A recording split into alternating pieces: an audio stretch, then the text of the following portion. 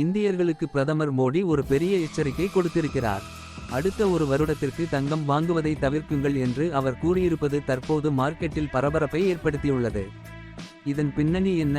உலகளவில் கச்சா எண்ணெய் விலை உயர்வு, மத்திய கிழக்கு பதற்றம், ரூபாய் மீது அழுத்தம், இவை அனைத்தும் இந்தியாவின் ஃபாரின் எக்ஸ்சேஞ்ச் ரிசர்வ் மீது தாக்கத்தை ஏற்படுத்துகிறது. அதனால்தான் தங்க இறக்குமதியை குறைக்க அரசு முயற்சி செய்கிறது என்று நிபுணர்கள் கூறுகிறார்கள். இந்த செய்தி வெளியான உடனே ஜூவல்லரி கம்பெனி ஷேர்ஸ் சரிவை சந்தித்தன. சில பங்குகள் 9 விழுக்காடு வரை கீழே விழுந்தன. ஆனால் எக்ஸ்பர்ட்ஸ் என்ன சொல்கிறார்கள் தெரியுமா? இந்தியர்களின் தங்கத்தின் மீது இருக்கும் நம்பிக்கை, கலாச்சாரம், திருமணம் மற்றும் சேமிப்பு மனப்பான்மை இவை ஒரே நாளில் மாறாது.